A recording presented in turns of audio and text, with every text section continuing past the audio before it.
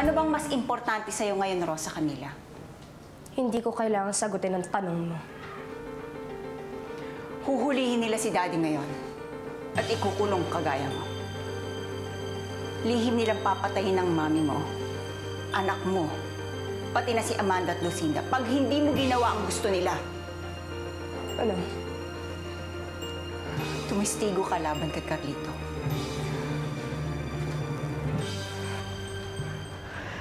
Sana nung namatay ka, anak, kinuha mo na rin ako.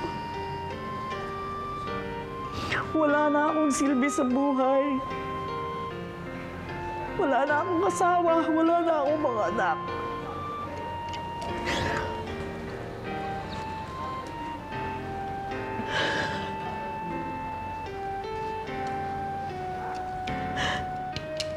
Wala na nagmamahal sa akin.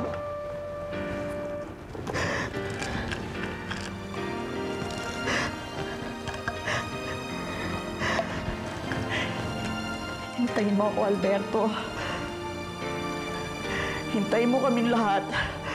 Pagkakasabay kami susunod sa'yo.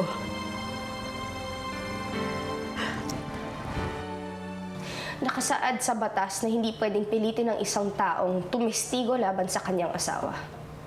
Hindi kayo kasal ni Carlito. At kahit pa, ibang gobyerno na to at ibang batas nang umiiral. Hindi niyo magagawa yan. Napahuli ka nila. Napahuli nila si Carlito. Natanggal nila bilang presidente si Romina. Wala nang tama't mali ngayon. Kung saan ka nalang mabubuhay. Hindi rin ako tutulad sa'yo na isang traidor. Kung hindi mo to gagawin, Rosa Camila, dalawa na lang tayong maiiwang Montemayor.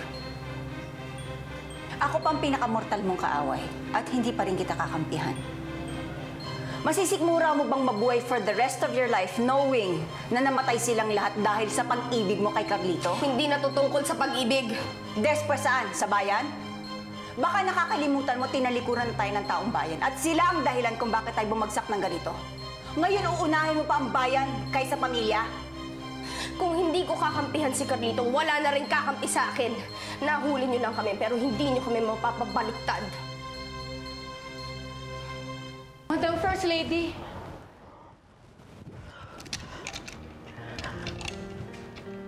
Ang ginagawa niyo rito? Sabi po sa bahay ninyo na nandito daw po kayo mag-isa. Umalis po pala si President Montemayor. Pinuntahan niya ang anak niya si Rosa Camila. Sasamahan po namin kayo dito. Bakit?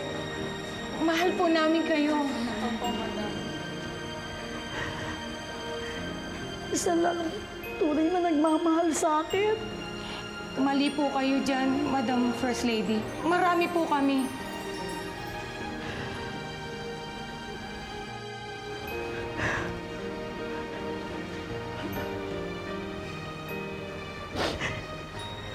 Sa bahay tayo. Sige po. Sa bahay tayo. Marami pa tayong gagawin para lumaban, ha? Tara, sa bahay tayo. Hindi ko matatraidor si Carlito. Mamamatay ang buong pamilya natin. Bakit? Mamamatay din naman tayong lahat kapag nagpaalipin tayo, ha? Huwag ka nga martir, Rosa Camila. Talaga bang gugustuhin mong mamatay muna si Daddy? At ang mami mo? Bago kayong dalawa ni Carlito dahil lang ayaw mong tumistigo? Hindi ako lalabas dito bukas para tumistigo laban kay Carlito. Gawin niyo na ang gusto niyong gawin.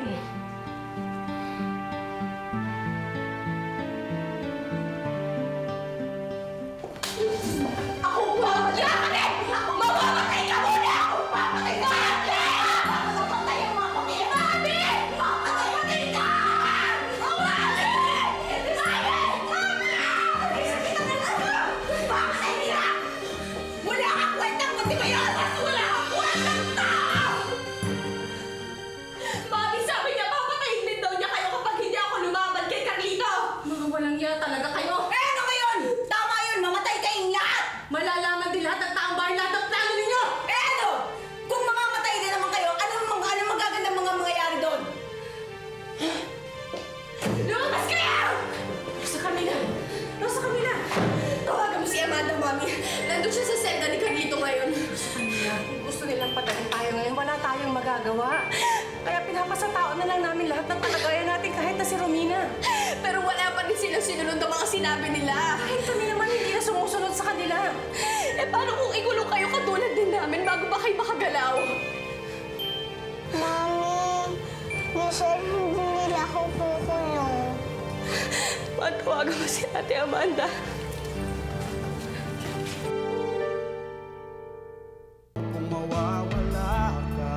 Well, Ernestina, huwag ako ang problemahin mo.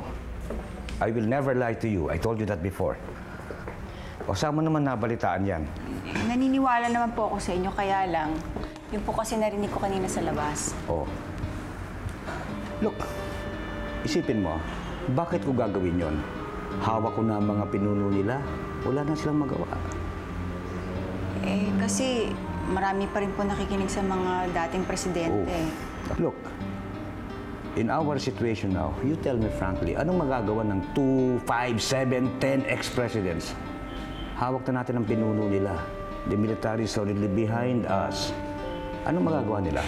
Daldal, makinig, daldal. That's all that they can do. Pupunta po ako ng San Dionisio, Mami, yung gabi. Gusto ko po makita Mami ko eh. Well, paano yung bukas? Darating po ako. Yeah. Gusto ko lang makausap ang Mami ko sa huling pagkakataon. Make sure, na darating ka. Okay. You have to excuse me, I'm very busy. Nasabihan ko na rin si Guada. May conference ka rin mamaya. Hindi. Si Tita Alicia na magsasalita bukas. Nasabihan ko na siya. You know, pinapaunahan ka na ba ng President? As bad as it may sound, I am safe and you're not. Bakit? Well, for one, kailangan nila ako the pretense of defending you tomorrow. Eh, ang lola mo, wala silang reason para hindi siya hulihin kung harapan silang lalaban. Lola, huwag na po kayo lumabas dito. Ngayon pa ba ako matatakot? Lola, akala ko pag sumuko ko tapos sa mga problema natin. Pinatatahimik nila tayo. Hindi tayo tatahimik. Kahit isa lang may iwan sa atin, hindi tayo hihinto. Hindi pwedeng isa lang ang matitira sa atin. Sa bawat isang babagsak sa atin, daan ang kapalit nun. Sabi ni Amanda, mas maganda kung isang bahay ng tayo lahat. Sinabihan ko na nga rin si Lola eh. Sabi ko sa kanya dito na lang dumiretso. Magpapa-press conference daw siya. Si Alicia rin daw magpapatawag ng press conference, ah. Mas maganda kung joint conference ang gagawin nila.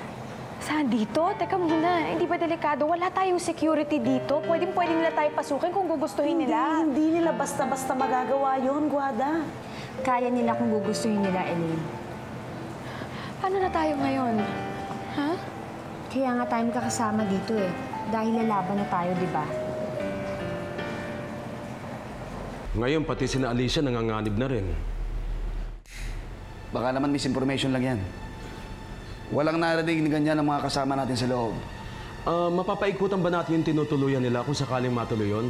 Para proteksyon lang. Sa loob ng bahay nila, kaya natin proteksyonan. Paano pag lumabas na? Eh, hindi naman nila kailangan lumabas eh. Angie, manonood sila bukas. Okay. Magbubuo ako ng isang crack team na susubaybay sa kanila. Ngayon, kahit saan sila pumunta, at least meron silang kahit konting proteksyon.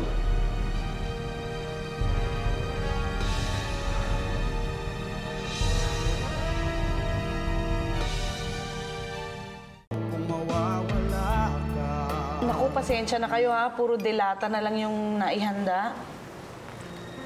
The irony of it all. Yun mo nga naman, no? Kung papatayin nila talaga tayo, ano ibig sabihin to? Last supper na natin. Kaya nga paminsan ayoko na maniwala sa mga nangyayari sa pamilya natin.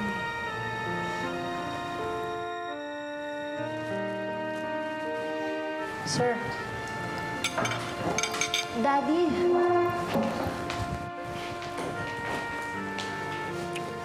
Ito po tayo. Anak rin kita? Nasaan si Miss Alicia? Nasa ospital pa si Rosa Camila yung mamaya pauwi nila. Hindi na rin sumama si Iluminada. Doon na lang daw siya. Dati, may napakagandang babaeng nakatira dito. Nasaan siya? Daddy, si Mami po yun. Nawawala rin po siya.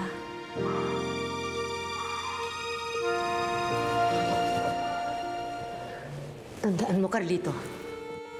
Ipaglaban mo pa rin ang tama. Attorney Montemayor, dito po kayo sa kabilang selda matutulog ngayong gabi. Ano? Kasama ko siyang uuwi. Hinuhuli niyo ba ako? Sayang naman ata ang pinagpagura namin ng kliyente ko. Hindi niyo rin tutuloy ang military tribunal bukas. Hindi naman po. Para sa isang lugar namin lang kayo susunduin. Yun lang po ang dahilan. Bukas. Nandun ako bukas, Carlito. Lola!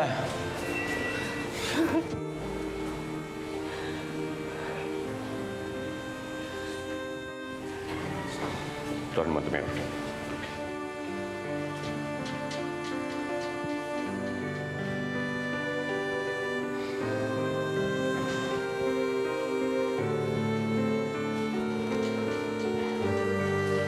Manangin sumasalangit ka sa bayan ng pangalan mo. Mapasami ng kaya mo, sundin ang loob mo dito sa lupa para nang sa langit.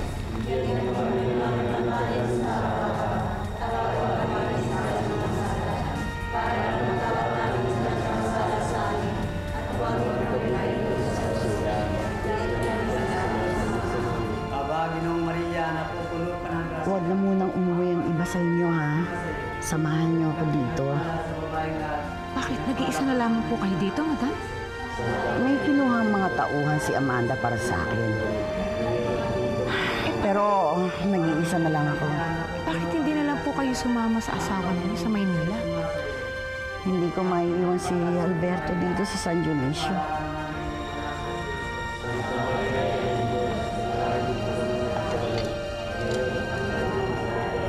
Aba, Ginoong Maria, napupuno ka ng grasya. Ang Panginoon Diyos ay sumasagot.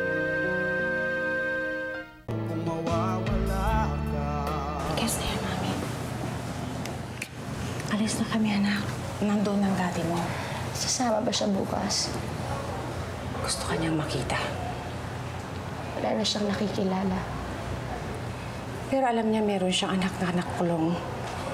Gusto ka niyang makita, baka sakaling maalala niya. Anak, bukas huwag ka na sumama, ha? I want to see Daddy. It's no good seeing your daddy that way. It's okay. I really want to see Daddy. Hi, baby. Let's go.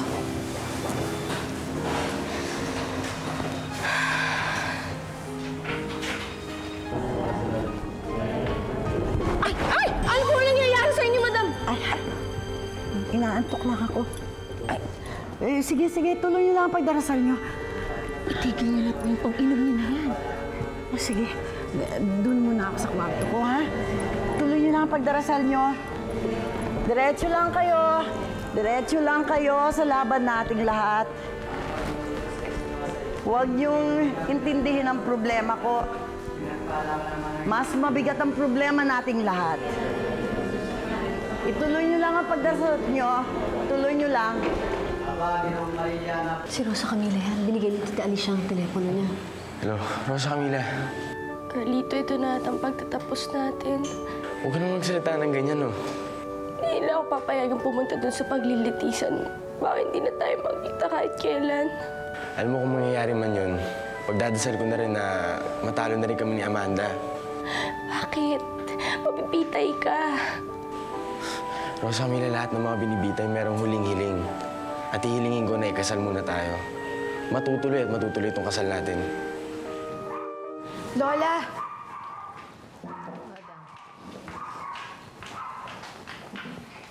Good evening po. Good evening. Leandro.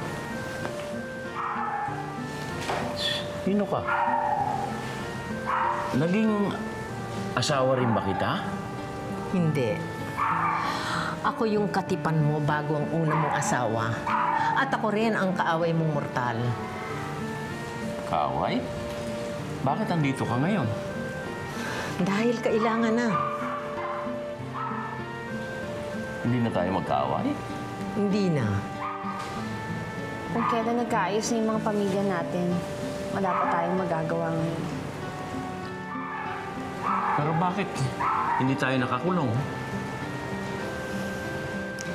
Leandro, baka dito pa lamang patayin na nila tayong lahat. Kung mawawala ka.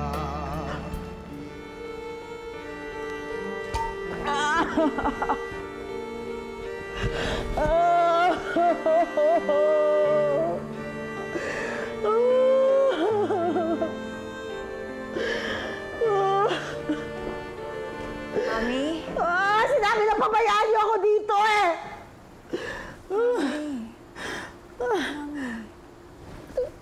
Ang ginagawa mo rito? Ginagawa mo rito? Mami, sumama ka na sa akin. Ako na lang ang kaligtasan mo. Wala na tayong kaligtasan, pati ikaw, Ernestina. Mamamatay na tayo. Kaya pabayaan mo na akong mamatay na tama ang ginagawa ko. Mami, dapat tayong magkasama. Hindi tayo magkalaban.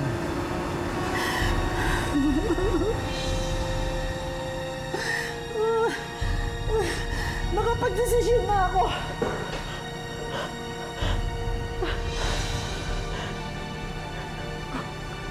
Kung di ka rin lang sasama sa amin, kahit alam mong mali ang ginagawa mo, tinutulungan na kita.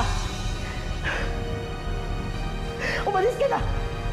Umalis ka na!